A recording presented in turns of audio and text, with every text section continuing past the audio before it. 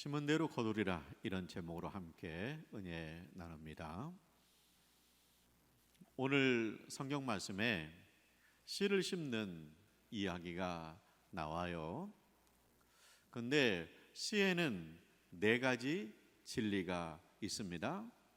첫째, 씨는 하나님이 주셨습니다. 둘째, 씨를 심으면 거둘 때가 있습니다. 셋째, 심은 씨의 종류대로 거둡니다. 팥 심은 데 팥 나고 콩 심은 데 콩 납니다. 네 번째, 씨를 심은 양대로 거둡니다. 많이 심으면 많이 거두고 적게 심으면 적게 거둡니다. 먼저 씨는 하나님이 주셨습니다. 태초 하나님께 천지를 창조하셔요. 땅에게 명령합니다. 땅은 씨 맺는 채소를 내라. 그래서 상추가 땅에서 돋아난 것입니다. 우리가 상추를 심을 때마다, 상추를 먹을 때마다 하나님께 감사하는 거예요. 하나님 명령하죠. 땅은 씨를 가진 열매 맺는 나무를 내라. 그래서 땅에서 사과나무가 싹이 나고 자라나서 사과를 여는 것입니다. 그래서 우리가 사과를 먹을 때마다 하나님 앞에 감사하는 거예요. 그러니까 씨를 만드신 분은 하나님이시다, 씨를 주시는 분은 하나님이시다 하는 겁니다. 씨를 심으면 신기해요. 자, 상추 씨를 심었습니다. 그러면 싹이 나죠. 연한 싹이 올라옵니다. 근데 그 땅을 뚫고 그 연한 싹이 올라와요. 비가 맞으면 상추가 무럭무럭 자라나요. 참 신비해요. 왜 신비합니까? 하나님이 신비합니다. 그 신비하신 하나님께서 씨를 만드시고 우리에게 주셨기 때문에 심어보면 신비한 일이 있는 거예요. 자, 우리 하나님께서 예수님을 우리에게 보내주었습니다. 예수님을 영접합니다. 예수의 씨를 우리 마음속에 심습니다. 예수님의 생명의 씨를 우리 마음속에 심습니다. 그러면 놀랍게도 싹이 나요. 그리고 자라납니다. 저분이 예수 믿을까 싶었는데 예수가 들어가면, 예수의 씨가 들어가면 신앙이 자라나요. 그래서 주일날 되면 교회 가는 줄 알고요, 예수님의 이름으로 기도할 줄 알아요. 왜? 그 심령에 예수의 씨가 심어졌기 때문입니다. 우리 교회 성가대 지휘는 유서구 장로님이 하고, 피아노 반주는 이은경 집사님이 하잖아요. 부부예요. 환상의 콤비입니다. 근데 군산대 음대에서 만났고 독일 유학 갔다 와서 우리 교회에서 성가대 헌신하죠. 그리고 유장로님하고 이 집사님하고 누가 쫓아다녔을 것 같아요? 연애할 때? 보나마나 유장로님 쫓아다녔겠죠. 근데 이제 평일 학교 가서 만나는 것도 부족해가지고 주일날도 만나고 싶은 거예요. 그러니까 이제 우리 집사님이 믿음이 있어요. 나를 보려면 성전에 와라, 이렇게. 그러니까 이제 예배 끝날 때쯤 성전에 갔다는 거예요. 근데 처음에는 예배 끝날 때쯤 성전 앞에서 기다렸는데 다음에는 성전에 들어가요. 그리고 그 마음속에 예수의 씨가 심겨져요. 그러니까 우리 장로님이 하나님을 찬송하는 자리에 있잖아요. 그리고 장로님으로 교회를 섬기고 있잖아요. 예수의 씨가 들어간 거예요. 아가씨 만나려고 성전 밖에 기다리던 사람이 그 마음속에 예수의 쓰가 들어가니까 하나님을 찬송하는 게 즐겁고, 그리고 교회 봉사하는, 섬기는 장로님이 되었잖아요. 우리 이은경 집사님은 남편을 장로님까지 세우는데 이렇게 돕는 우리 시대 옥국교회 심사임당입니다. 사임당 여사 어디 계신가? 겸손해서 얼굴을 안 보여줍니다. 그러니까 참 이게 씨라는 것은 신비한 거예요. 예수 씨가 들어가면 사람을 변화시켜요. 그가 있는 자리를 옮기게 만들어요. 그리고 그가 무엇에 가치를 줄 것인가, 가치관이 변화돼요. 그 참외씨를 심잖아요. 그러면 싹이 나죠. 그리고 참외 줄기가 이렇게 옆으로 뻗어나가잖아요. 그 잎사귀가 초록색이잖아요. 근데 이게 변신을 해요. 초록색 잎사귀가 이렇게 뻗어나가거든요. 근데 꽃이 펴요. 꽃은 노란색이에요. 그리고요, 그 노란색에, 노란 꽃에 이제 참외 열매가 맺히거든요. 그때는 초록색이에요. 그러다가 그 참외가 커가지고 나중에는 노랗게 익어요. 그러니까 초록색이었다가 노란색 꽃을 피우고, 또 초록색 열매였다가 노랗게 익어가고, 초록색으로 노란색으로 초록색으로 노란색으로 변신을 해요. 참 신기해요. 왜 이렇게 신비로울까요? 하나님이 참외씨를 만드시고 주셨기 때문에. 하나님이 하시는 일에는 신비가 있어요. 할렐루야. 신앙생활에도 세계의 변화가 있어요. 베드로가 예수님 만났습니다. 참 예수님 만나고 너무 좋아요. 신기해요. 예수님이 기도하시면 병마가 떠나갑니다. 귀신이 떠나갑니다. 예수님 말씀하시는데 그 말씀이 얼마나 은혜로운지 몰라요. 하늘나라 이야기를 해주는 거예요. 그래서 베드로의 신앙이 자라나요. 참외가 이렇게 뻗어가듯이 잎사귀가 초록색으로 뻗어가는 거예요.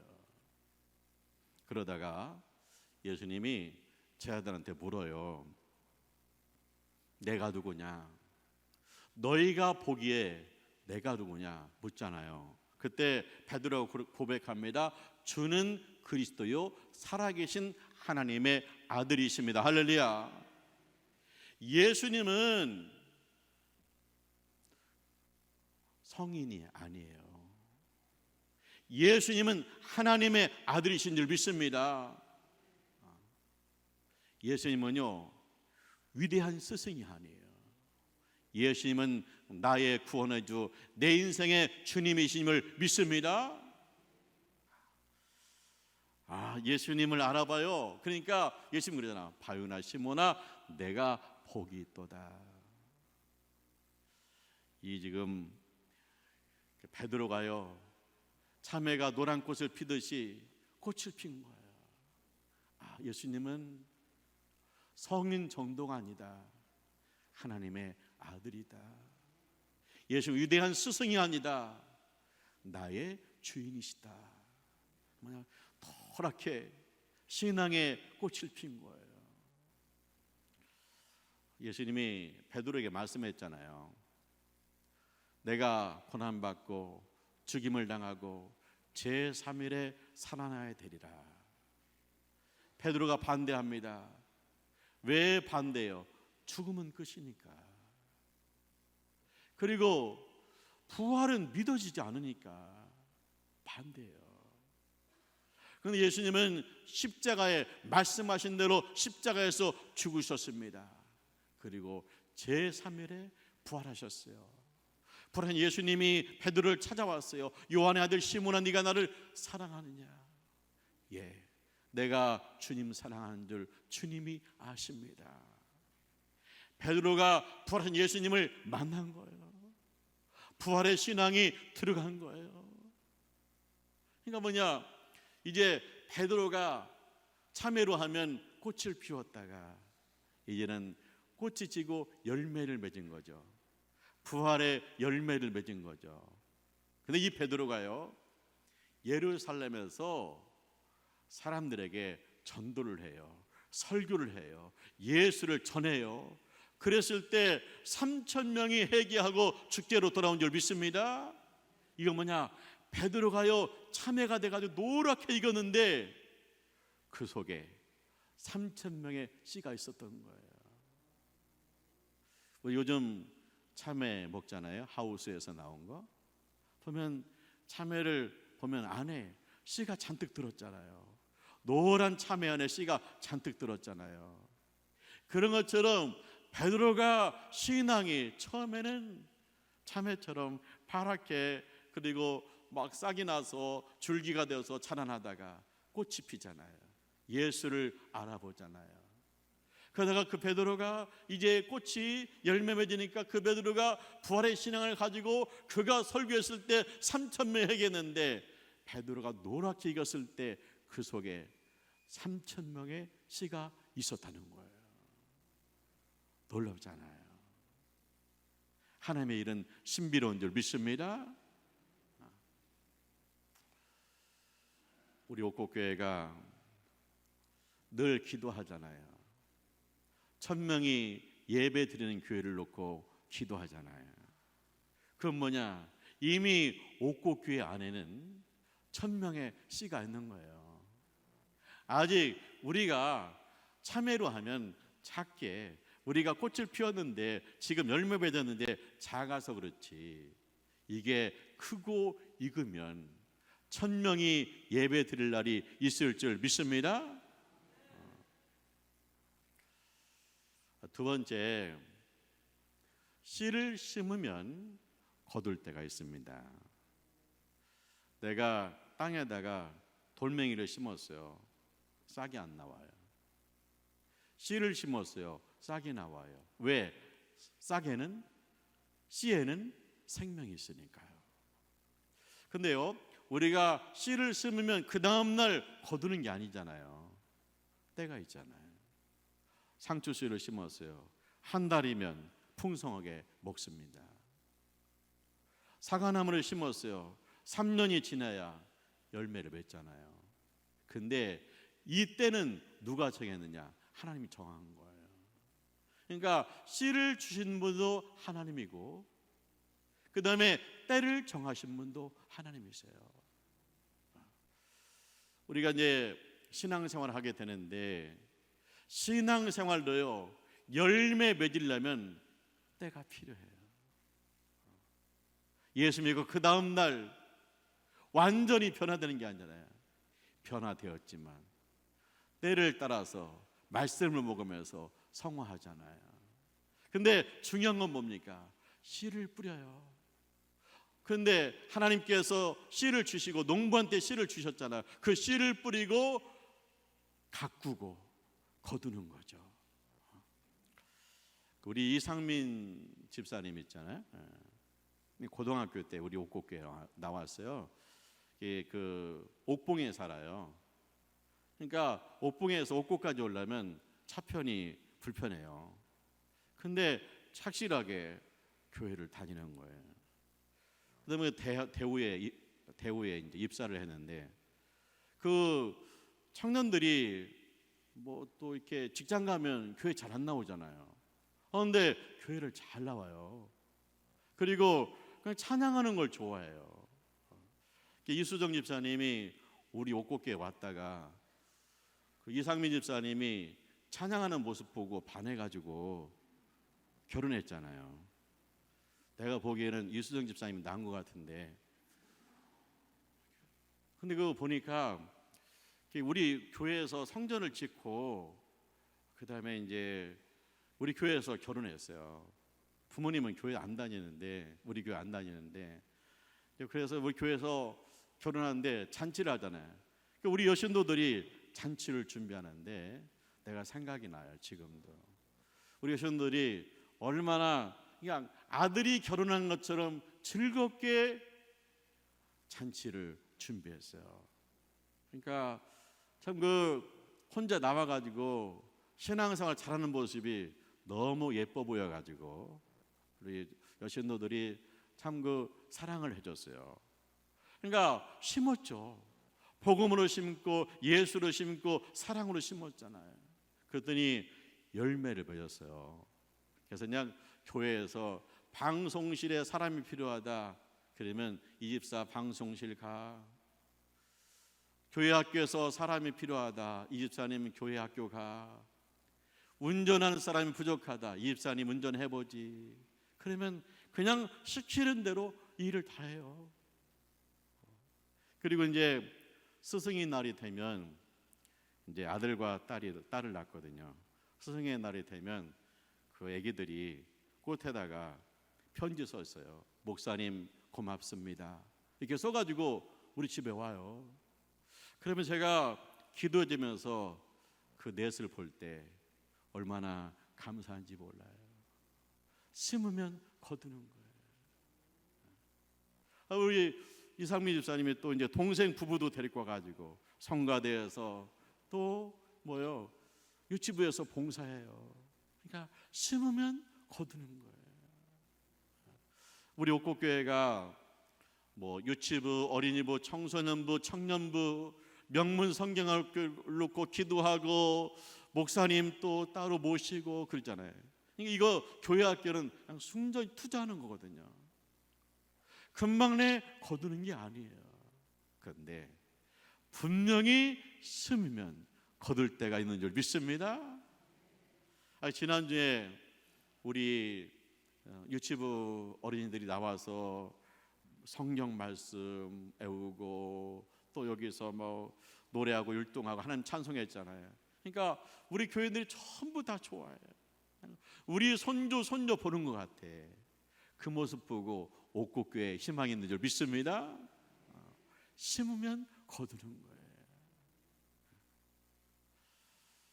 거예요. 바울이 에베소 교회를 개척을 했어요.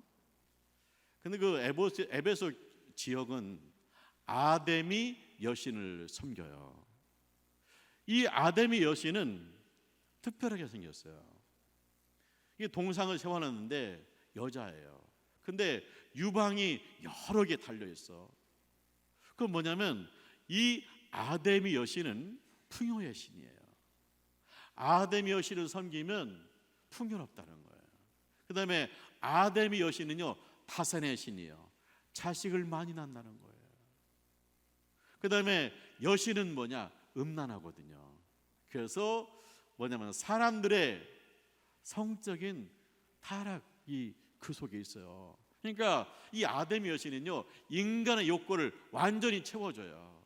풍요롭죠. 자식 잘 된다고 그러죠. 그 다음에 또 음란의 재미도 있죠. 근데 이 동네에 바울이 복음을 전하러 간 거예요. 가서 그래요. 예수님이 십자가에 죽으셨습니다. 저런 끔찍한 종교도 있네. 예수님이 우리를 위해 십자가에 죽으셔서 3일 만에 부활했습니다. 뭔 부활? 저런 허황된 종교도 있네. 그런 거예요. 안 믿겨요. 풍요로워, 자식 잘돼, 음란해. 욕구를 다 채워주는데 뭔 죽어? 십자가죠. 저 끔찍한 종교. 부활? 저 허황된 종교. 안 먹히잖아요. 근데 바울이 에베소 교회를 세워요.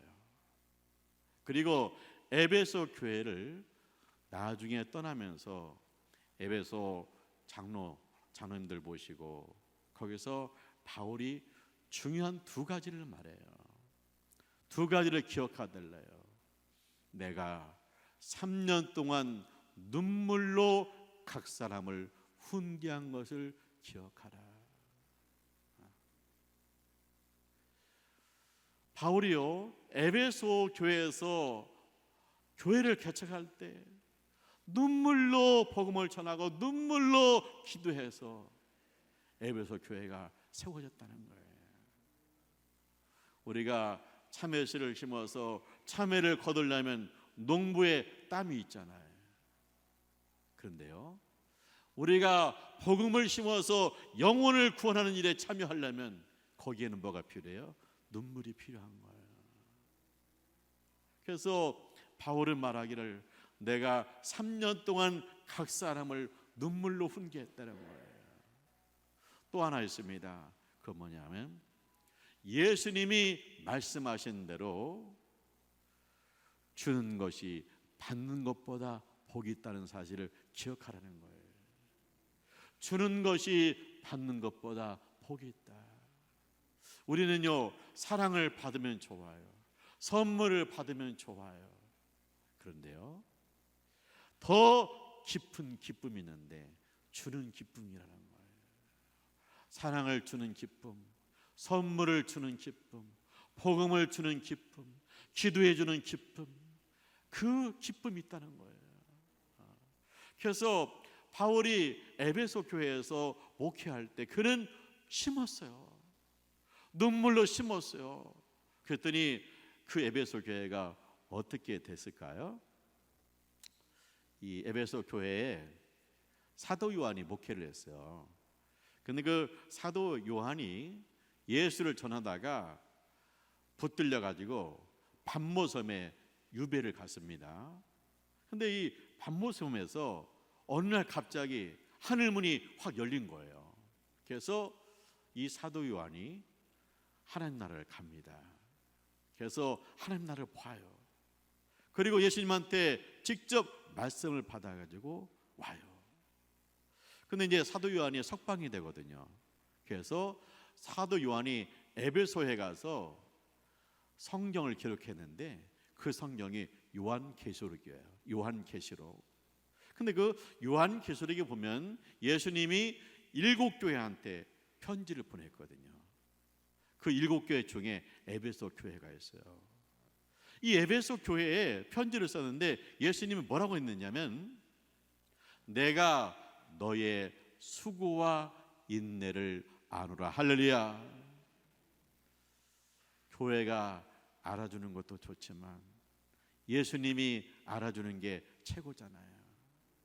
하나님이, 우리 예수님이 에베소 교회의 인내와 수고를 한대요. 에베소 교회가 몸된 교회를 섬기는 수고를 주님이 아세요.